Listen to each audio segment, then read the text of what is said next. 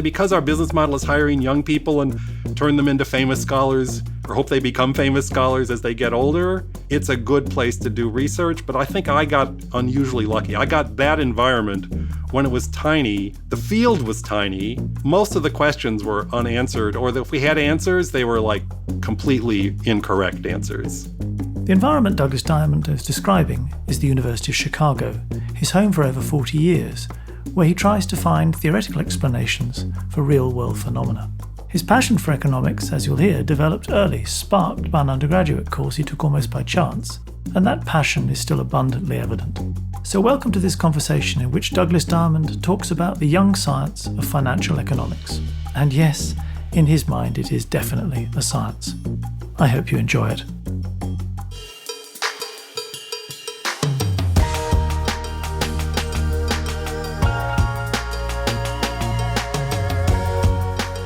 This is Nobel Prize Conversations.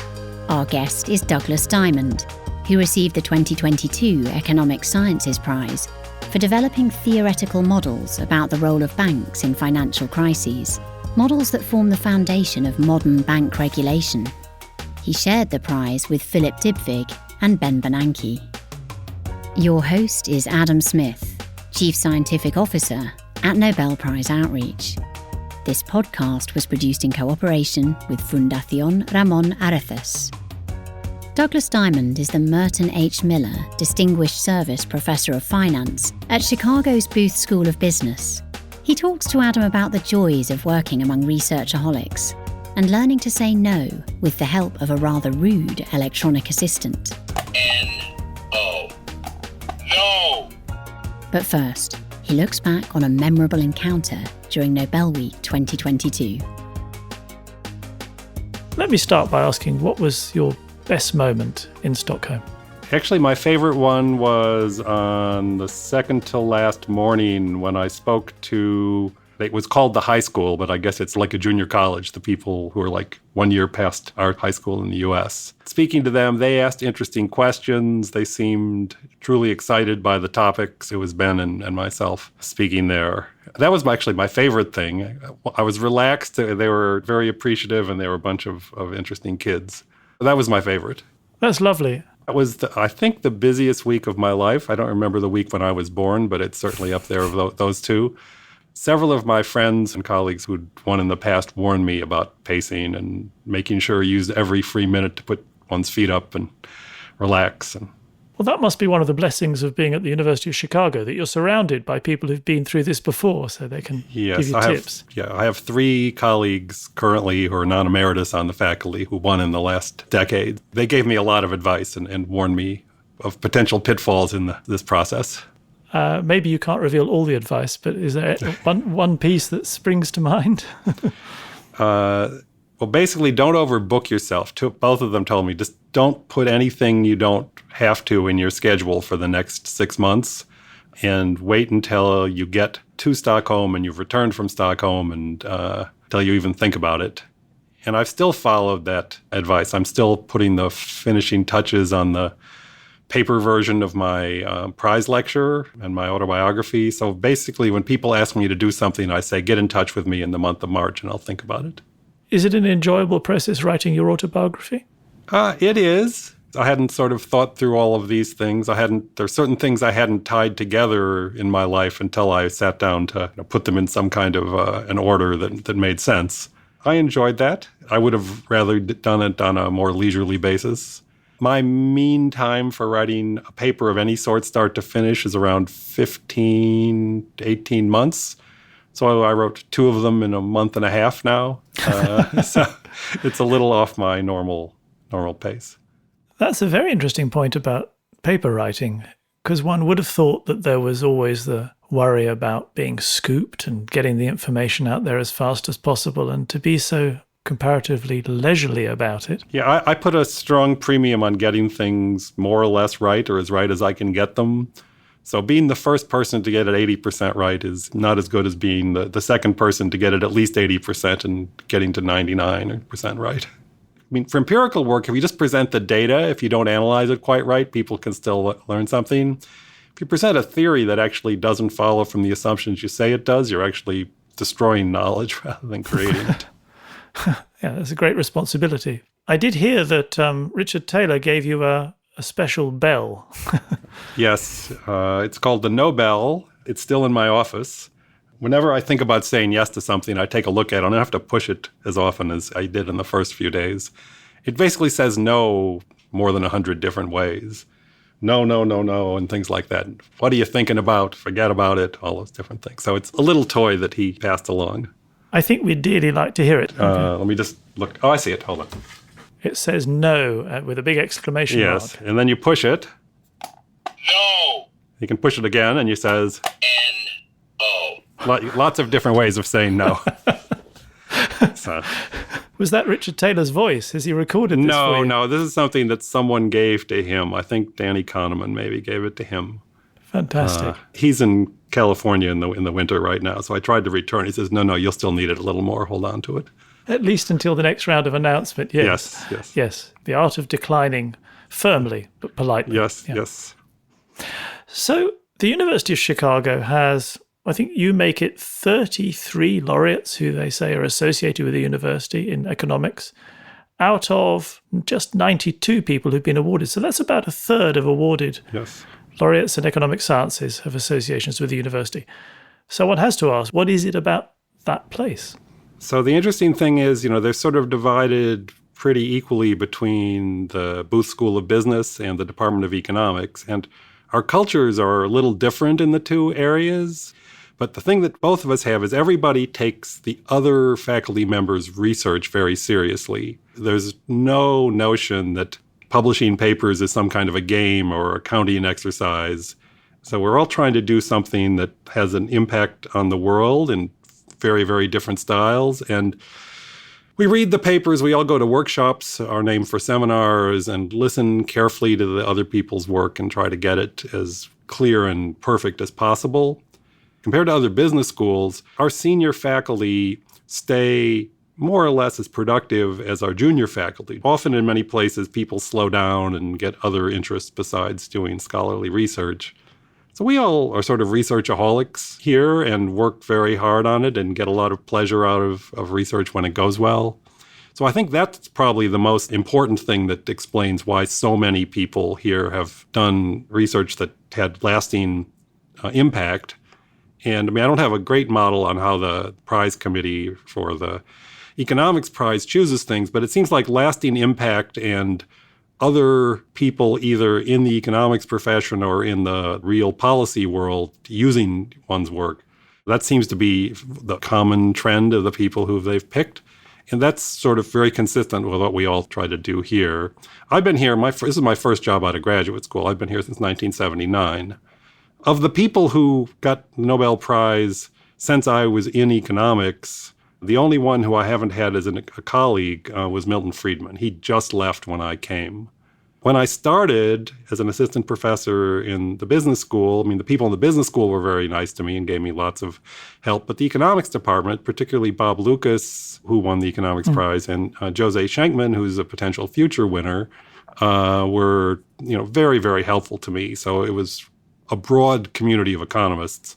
It's such a special thing to create an environment where people feel secure and collaborative and are really taking each other seriously. Is it a conscious effort to do that, or is it just self-sustaining? Once you have it, all you have to do is not lose it. It just magically renews itself. It does magically renew itself as long as you realize how unusual and special it is.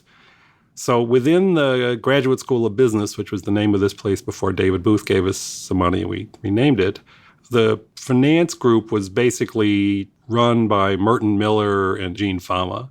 When I came, there were like 3 other senior faculty besides them and 2 junior faculty. So it was a very small group when I joined. And both Fama and Miller were like always in the office, did almost no outside consulting, just basically tried to train students, teach MBAs, and do their scholarly research. So that was a very good culture, which I sort of picked up and valued a lot. So I've been here a long time. I try to make sure that that culture persists. The other part of our culture is we occasionally, every decade or so, will make an outside offer to someone who already has tenure elsewhere. But most of our faculty here were hired when they were assistant professors, either right out of graduate school or a year or two later. The treatment effect of our culture is pretty big on most of us. It's a fun place to work. It sounds it. And a productive place too. Douglas Diamond was born in 1953 and raised in Chicago. He describes himself as an overconfident high school student who took a course on capitalism and enjoyed it, but dismissed economics as a career and decided to study biology at Brown University. Economics seemed like it was pretty interesting, but seemed sort of easy. I thought maybe you could do more important things in the human genome and that kind of stuff. So then I got to college and took a molecular biology course, and I didn't like the course. So 2 weeks into the course, I realized this was not a great course. I hadn't changed majors yet, but I decided to drop that course and then look for a course that met at more or less the same hour. So I found an intermediate microeconomics course, and I knew some economics. Since I'd had an introductory, I could take intermediate. So I took that course, and it was a truly amazing course from a Professor Brown, who had no relation to the University Brown, but Professor John Brown. And it wasn't mathematical, but it was super high level.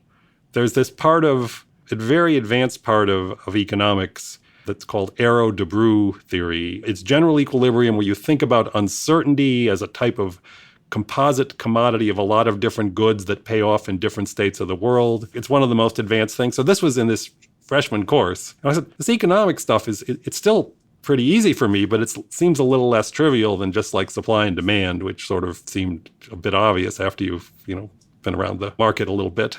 So I took that course, and then the second half of the course was a more mathematical course that used a lot of calculus and things and did some interesting applications of economics, like where different companies would locate in different parts of the world, location theory that was sort of linear programming almost. So I said, okay, this economic stuff has more depth than I would have guessed. And it seemed comparatively easy to me. I was comparatively good at it. So once I thought about it as me being comparatively good rather than it being comparatively simple, I decided it was a good major. So sometime in my sophomore year, I decided to switch the major. What difference a good course makes, and a good teacher. Oh yeah, that was an amazing course. This brings me to a clip I'd like to play you of Ben Bernanke speaking at the banquet for the Nobel Prize Award. A perennial question is whether economics is really a science. It's true, for example, that we economists can't do large-scale experiments, although neither can evolutionary biologists or seismologists. However, one thing we surely have in common with physics, chemistry, and the rest is that ignorance or misapplication of basic principles can result in enormous damage. In economics, that damage takes the form of financial crises and economic depressions. So, given what you just said about your courses at Brown, I guess there's no question for you, economics is definitely a science. It is, and particularly in the dimension that the quote from Ben just referred to, that one reason economics is important as a science is because humans actually use data from the economy to make policy, government policy, business policy, personal decision policy. And one needs some kind of a model to figure out what data should tell you about the world. So one type of economics, economic theory, especially applied economic theory, which is the kind that I do, is to give people of all sorts, including government policymakers, a little paradigm when they see data to think about what might be happening. Sometimes they need multiple things that could be going on so they can look at the comparative merits of each explanation in a given bit of data.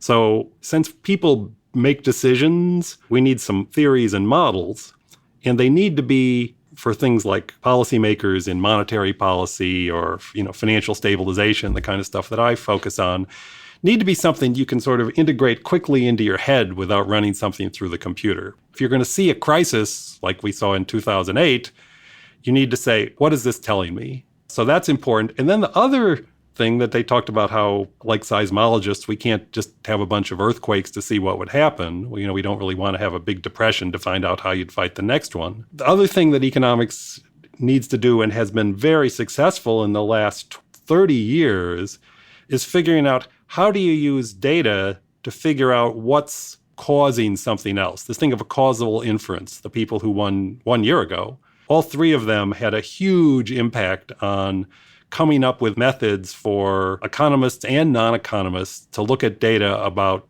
the world and see, can we really say that this other feature that happened in the world is the cause of what happened? Or can we just say, no, they just happened together for some kind of common reason?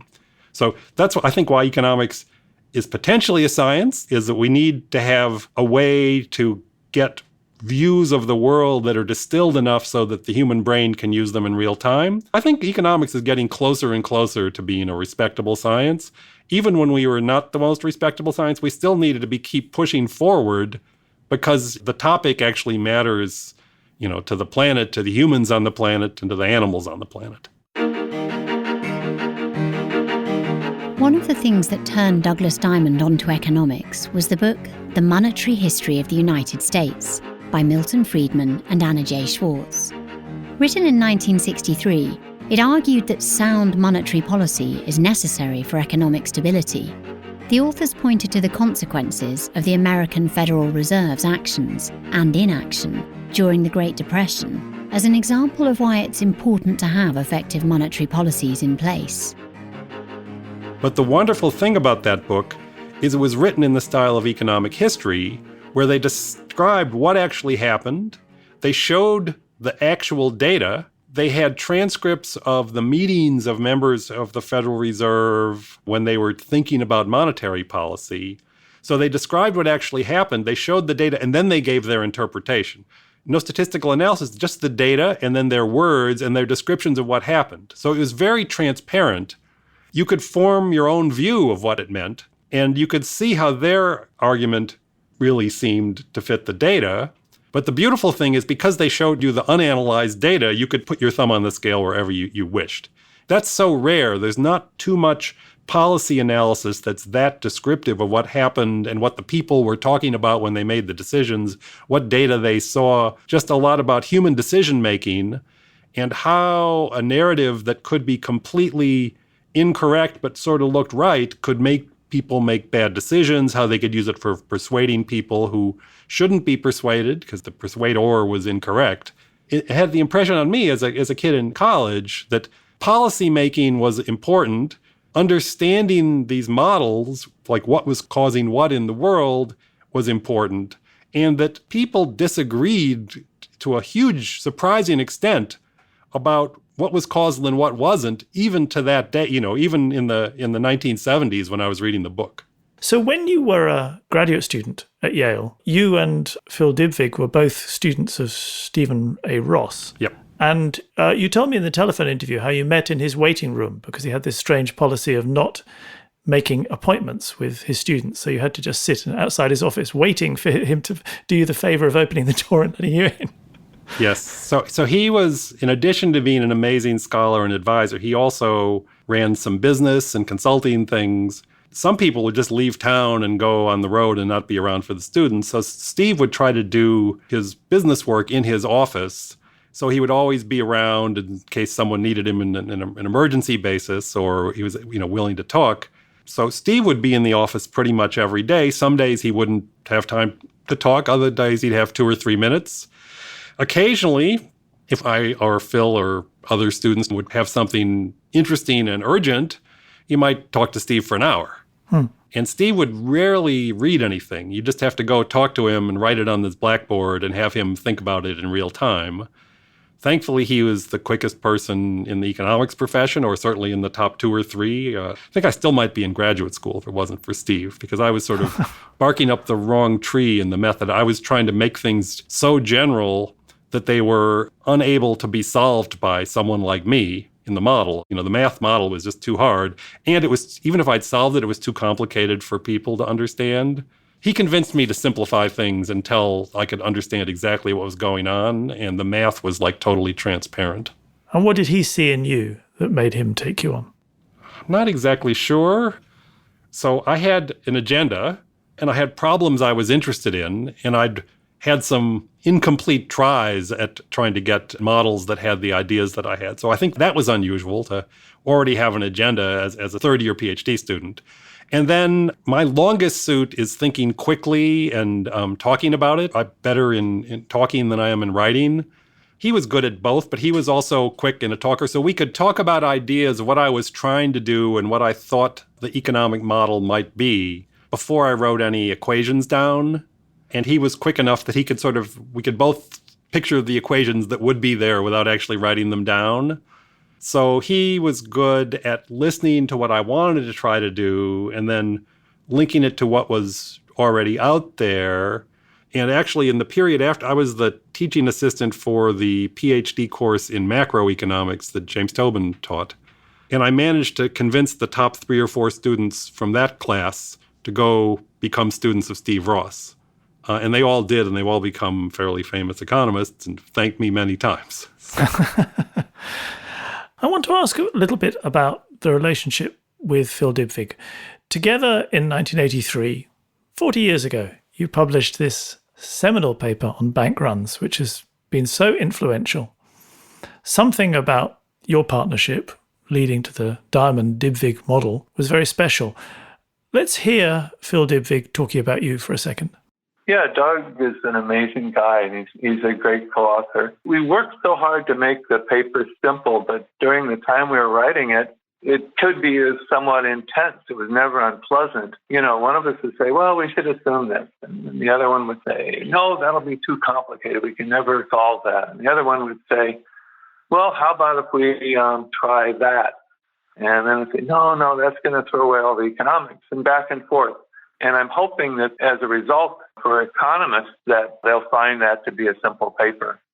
Well, the paper did indeed get a very good reception. But what made it so productive to be working together? So we had similar training. We're both students of Steve's. We had very different approaches to doing research. Phil's main research was in the pricing of financial assets and how money management would work. Mine was thinking about banks and private information and markets. So we came at with a different background, but similar training and different skills. And like Steve, Phil is also very quick and very verbal. We talked about pretty much the whole model before we wrote any equations down. That's not the way most people work. Most people write some equations down, stare at them for a while, try to figure out what it means. I've done that many, many, many times. But this issue of thinking, so we decided we were going to write a paper about how the finance can be viewed differently when you do it via the lens of game theory than just competitive supply and demand economics. That's how we started the project. And we quickly decided that thinking about bank runs was the place to begin.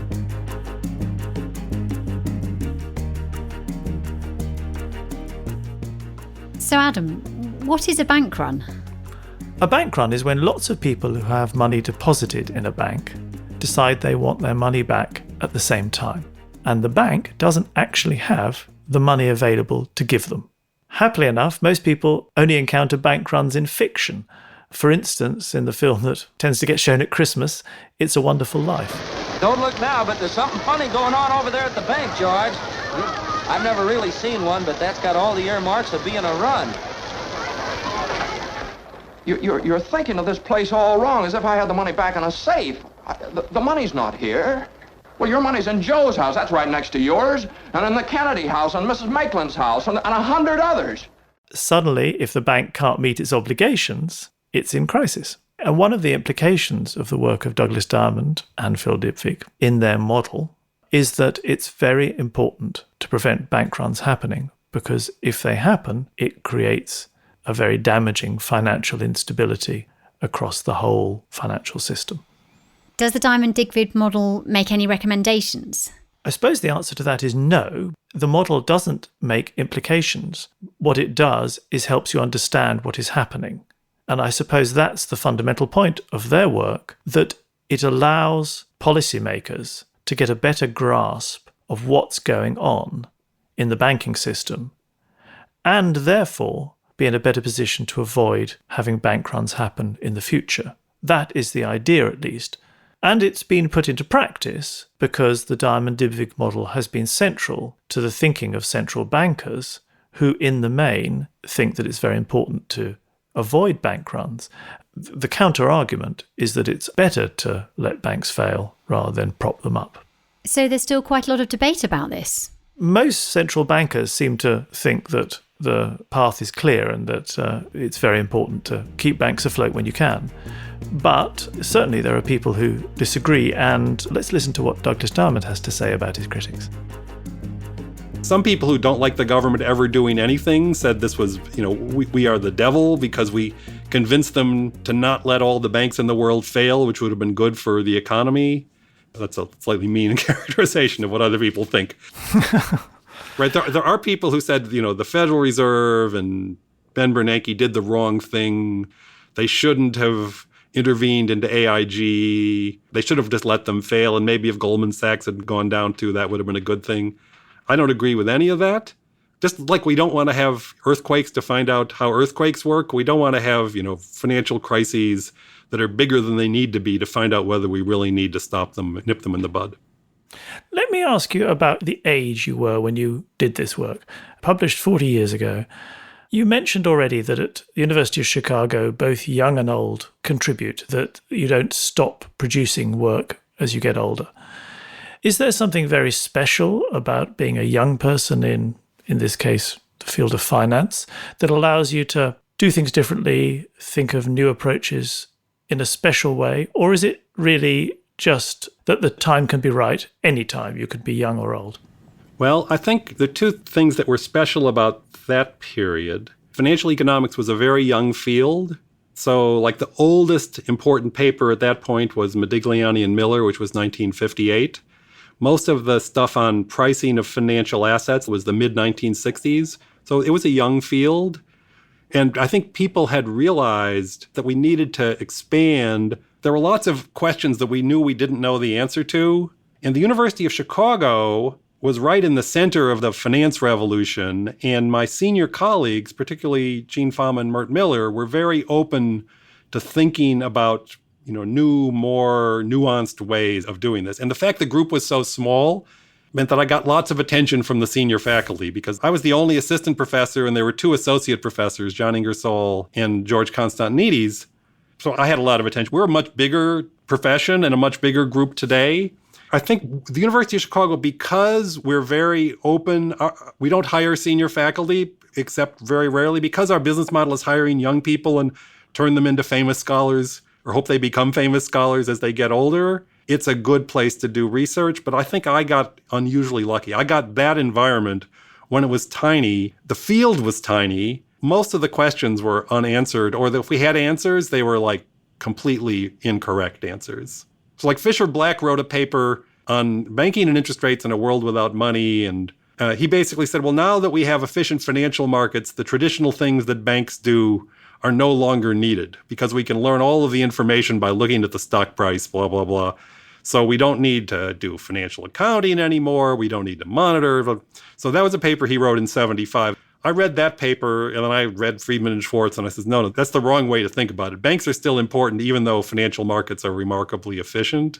Most of the ideas we have around in finance right now are either pretty correct, or the other ones, we all realize what's wrong with them and why we can't do a little better. And we don't have the tools or the ideas to fix the things that are just not correct in our profession. So the advice to the young is seek out new fields if you can. Students ask me, what should I work on? Should I look in the literature and see what's the next advance we need to move on? And I say, no, look for the stuff we don't understand at all. And you might be better off, instead of reading the Journal of Finance, you might be better reading the Financial Times or the Wall Street Journal. So stuff in the world that we don't understand. And then ask, in the paradigm of economics, what's our explanation? Yeah. What's wrong with this picture? What's wrong with this explanation? I think that's much more promising area to get a great idea. Now, the trouble is you often, particularly in a mature field, if we don't know the answer, it's probably because the right answer is quite difficult rather than because we're not looking in the right place.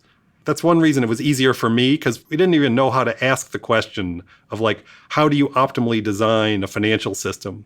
Because that requires this stuff called mechanism design that won a bunch of economics prizes.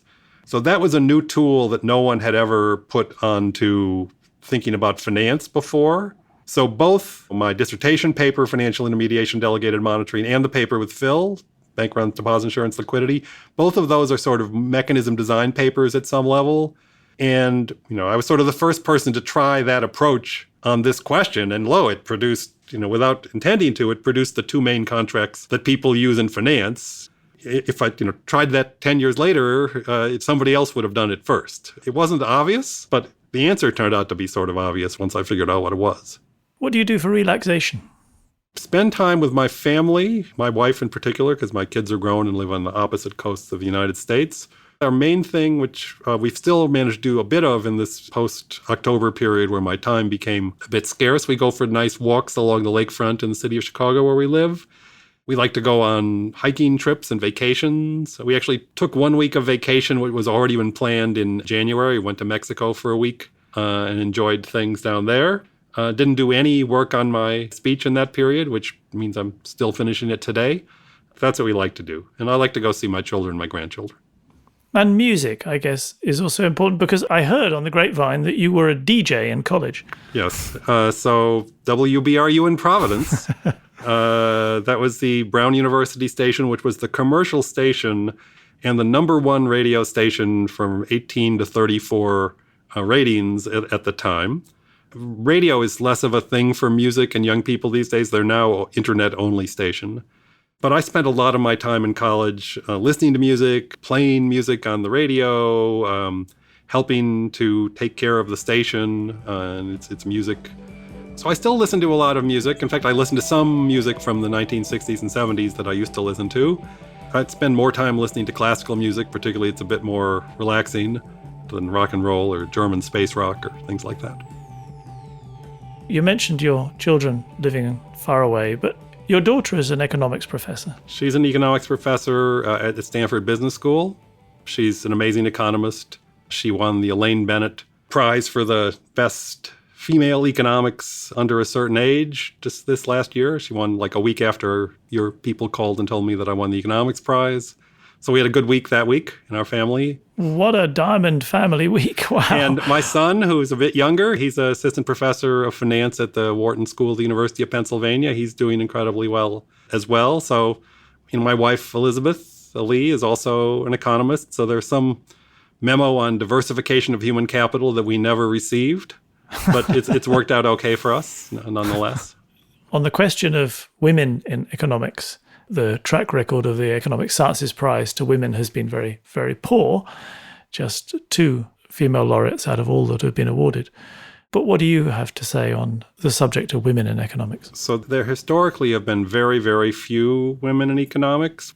Given it's a social science, it's a bit surprising. Among the social sciences, it's the sort of the least social. It's more about, money and business to a certain extent. But then it's, my daughter is a labor and urban economist. There are plenty of things that are very important to the well-being of humankind that are, studied in economics, particularly after my late colleague Gary Becker sort of extended the breadth of what economics does. It's a very competitive, tough profession. We're a little too tough in seminars and things. There are plenty of women out there who are overqualified to be economists. They just don't tend to go into our field very much because they either don't understand the interesting things that we do, or they understand the obnoxious things that we do as colleagues.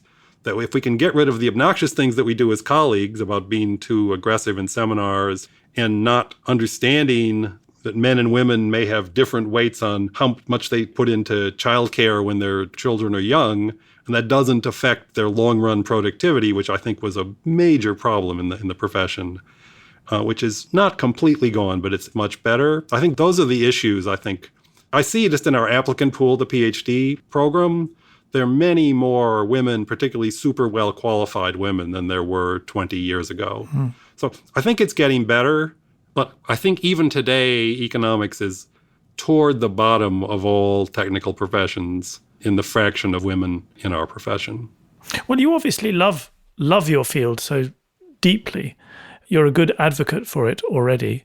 I suppose the platform of the Prize in Economic Sciences gives you even more visibility to go out there and pull people in pull in women, pull in people from diverse backgrounds. Yeah. No, I completely, I'm on that page. I completely agree with that. And I'm thinking I'd like to get more people who are not considering science in general. So economics, I'm particularly, a fan of economics. Getting people who think about things in a different and broader way is particularly important in a policy-oriented science like economics is. The fact that there are very few, African Americans in this profession, and there's all kinds of policy that affects everybody, including African Americans, means that there's a whole set of policy biases that we don't see. We have our biases, but we don't see them in the profession. The other people have their biases. If we could hear the views of those people, we could all understand everybody's implicit assumptions and how they're thinking about the world in a much better way. Getting more really good people to go in the profession who are different from the ones today is really important in economics. The way you describe the working environment, the collaborative working environment at the University of Chicago, who would not want to be part of that? It just sounds gorgeous. It's a fun place to work. One of the things that I try to do is keeping our culture alive is make sure that our business model continues to be hire young people and turn them into successful older people. Some economics departments hire young people for low-cost teaching of undergraduates, don't mentor them much, and then very few of them get tenure, and they often drop to not as good schools as they could have got jobs from when they came out of graduate school. When you're into that setup, then you have to just hire senior people, and you hire them after they've done their work, and then many of them retire at that point. So we don't want to get into that. We're far from that. It's been an enormous pleasure speaking to you. Thank you. My pleasure.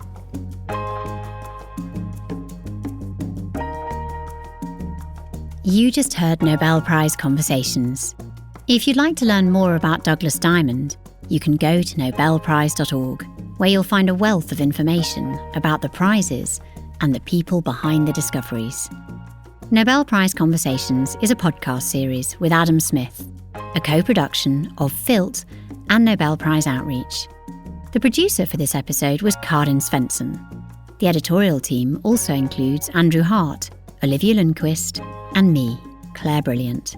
Music by Epidemic Sound.